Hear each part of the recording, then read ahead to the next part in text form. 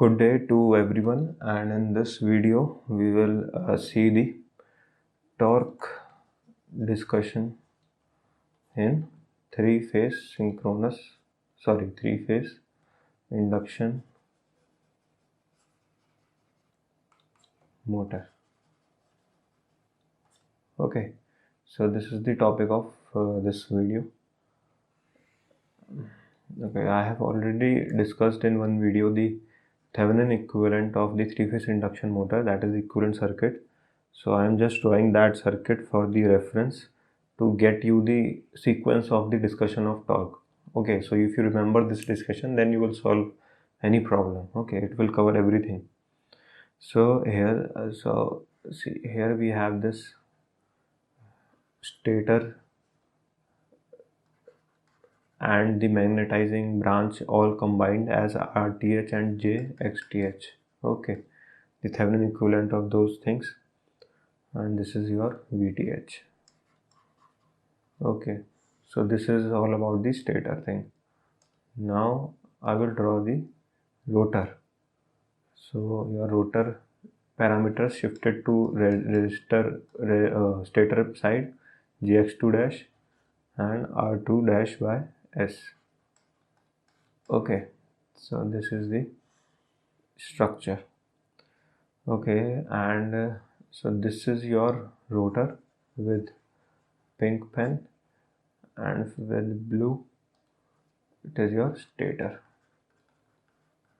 Okay, so this much is clear, and you can say that, see, between stator and rotor in any rotating machine we have this air gap. So what we say is that at this point your power is PG, that is your air gap power.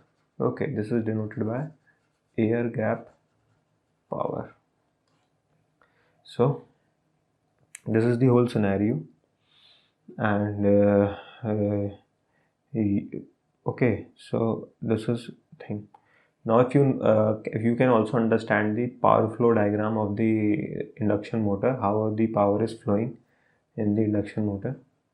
Okay, so that too you will see. So, okay, so you take this that every torque formula is derived using this air gap power. Okay, so this is what we use. So that is why we are studying all the things in a sequence. Okay, just remember this sequence. That is, first you get this equivalent circuit, you get the idea what is happening, then you get the idea of the power flow. That is, see, this will be your input power, that is electrical power that you will supply, input power. Okay, then this power will be, some of the power will be lost as in stator copper loss. Stator copper loss. Okay, and this is your PG, that is your air gap power. Okay, after the stator copper losses, that this RTH, you will have this PG. Okay, and then you will have the power will be transferred to rotor, and rotor also, again, because there is a winding, there will be rotor copper loss. Okay, and after that, after this, now the power that is available is the developed power. Okay, so this is your PD, that is your developed power. Okay, so now after this power, now some losses will be there in the as in the rotational losses. Okay, that is, some losses will be there, that is your rotational losses, that combines your bearing, friction losses and other things. Okay, mechanical losses. Now the remaining powers can be used as in load. Okay, so that will be net power output to shaft, or you can say it as P shaft. Okay, so this is the overall power flow diagram of the three-phase induction motor.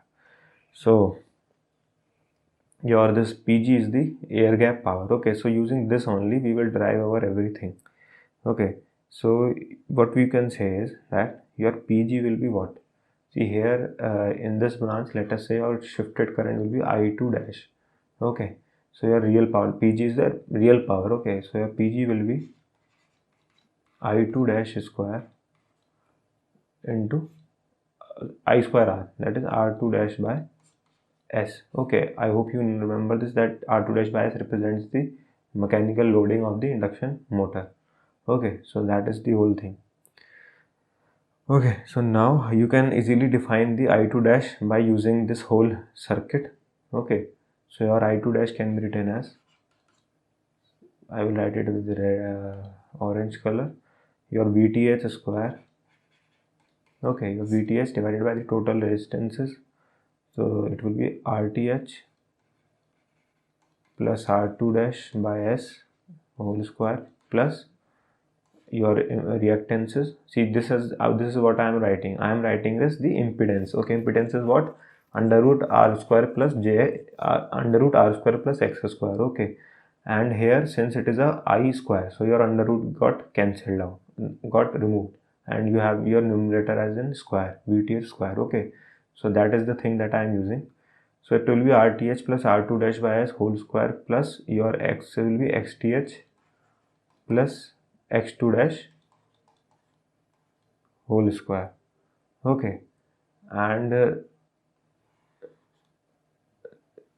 okay, and this will be I2 dash square R2 dash by S. So into R2 dash by S.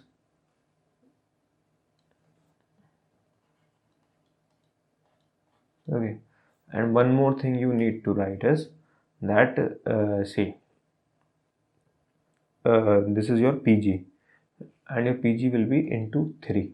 Okay, because always remember this is a per phase equivalent circuit. Okay, this I have told you a number of times, so this is very important that this is per phase equivalent circuit. So into 3, and here also you will multiply by 3. Okay, let me do with some other thing. Okay, 3 into this thing. Now we know that PG or any power is torque into omega. Okay, so your torque will be PG by omega. Okay, so using this thing your torque will be what? Here 3 by omega Sm, because here the speed is your synchronous speed. Okay, 3 by omega Sm, because your stator flux will move with which speed? Your omega, that is your synchronous speed. Okay, so that is the whole point. So 3 by omega Sm into the above expression into R2 dash by S. Okay, see now in above expression what we do is the approximation that we use. The approximation that we use is, that is we neglect these RTH and XTH. Okay, so that is the approximation. So what is the approximation? Neglect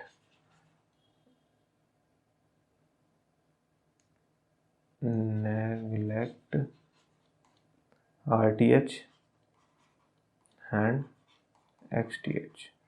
Okay, your stator things we neglect. So what will be remaining in the expression? Your VTH, it can be taken as your VTH square divided by R2 dash by S whole square plus X2 dash whole square. Okay, so your final expression for your torque is this thing. Okay, now we can work on this expression again and again, and by using various approximations and assumptions or various cases we can derive things. Okay, so you have to remember this formula. Okay, if you don't remember, then you can also recall it by using this expression, that your PG will be I2 dash square into R2 dash by S, and equivalent circuit you know, so you can also derive this. Okay, it won't take much time, so that is why I have started from the equivalent circuit to give you the clear sequence. Okay, because this formula is very important. So this is the final formula. Okay, so this is the formula that we are gonna use. So this is the formula of torque that we have to remember. Now discussion on this torque can be, see this, using this formula we can derive, see we know the torque slip characteristic of the induction motor. Okay, so the torque slip characteristic of the induction motor are in this fashion. This is your slip. Okay, s equal to 0, s equal to 1, and your curve is something like this thing, and this is your S tau max, that is the slip at which your torque is maximum. Okay, so your torque is maximum at S tau max. Okay, so this is the whole thing, and this is your starting torque. Okay, so that is the whole idea. So now what we divide is, we divide this region into this. See, this is your what? This is your high slip zone. Okay, and this is your low slip zone. Okay, so now in this fashion we divide this, we approximate this torque formula. That is for low slip zone,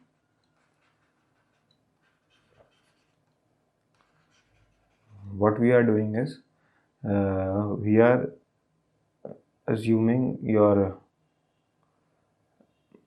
see what for low slip zone, so S will be very small.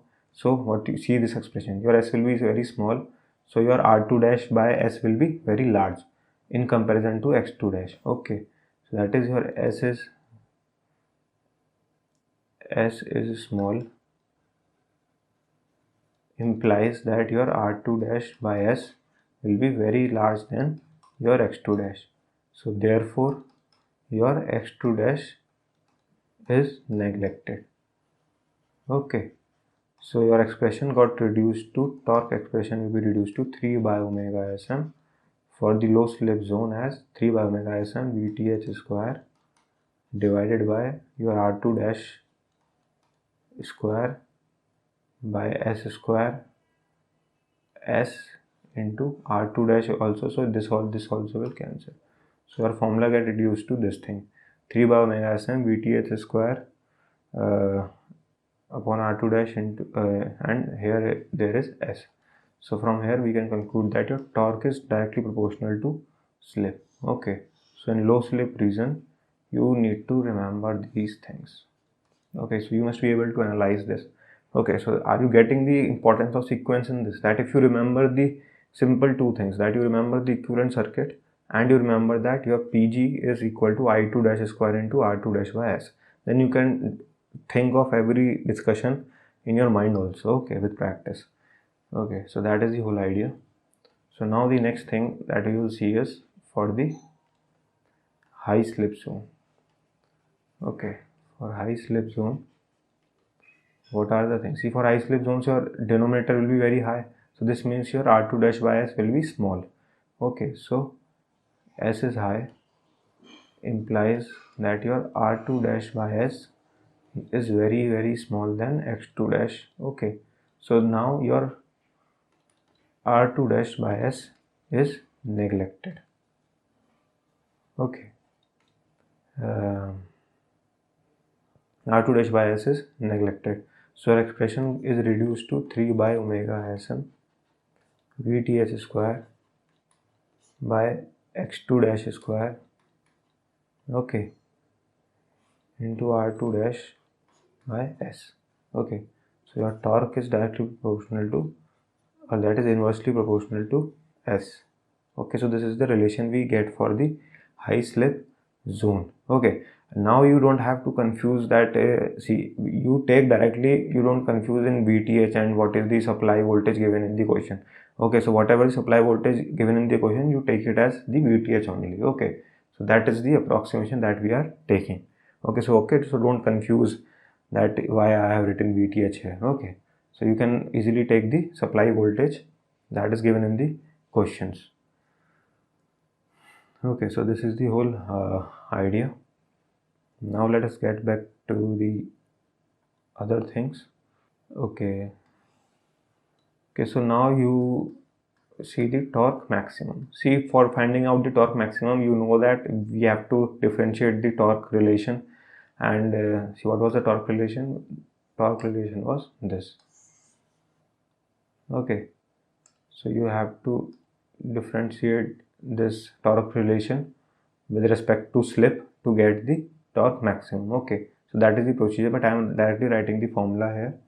That is, it will be your 3 by 2 omega Sm into Vth square by Rth plus under root RTH square plus XTH plus X2 dash whole square. XTH plus X2 dash whole square. Okay, so this is the relation. Okay, so this is your torque maximum. Okay, so now your S tau max will be given by your R2 dash divided by, okay, so these are the expressions that I am writing out directly. Okay, but you don't need to remember them, you just remember the approximated expression. What you can infer from this is that your S tau max is directly proportional to R2 dash. Okay, so this you think you can infer.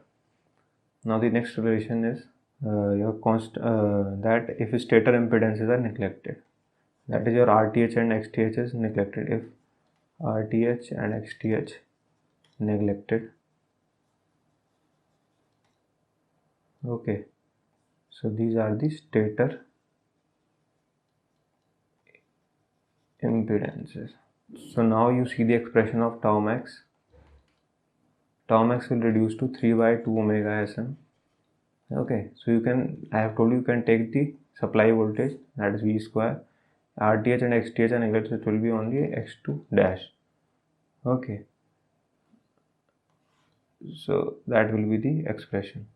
Okay, and here you just remember that your omega Sm will be 4 pi F by P. Okay, you just try to take it in radian per second. Okay, so that is why here I have written 4 pi. Okay, and your S tau max will be equal to R2 dash by X2 dash, R2 dash by X2 dash. Okay, so these are the relations that you should always remember. Okay, so this is VIMP. Okay, many questions have been asked on this thing. S tau max is R2 dash by X2 dash. Okay, now there are few more relations that will help you, and you should, for the GATE exam, you should remember them. Torque full load by torque maximum is equal to 2 by S tau max plus 1 upon S tau max. Okay, one relation is this. Second relation is your torque start by torque max is equal to 2 by S tau max divided by SFL plus SFL by S tau max. Okay. See, and one more important fact that you can remember, that by default, if they have not given a hint of whether the motor is operating in low slip zone or in high slip zone, so by default assume motor is operating in low slip zone. See, while solving questions, you need to know these things. You cannot deny these things. Okay, so assume motor is is in low slip zone.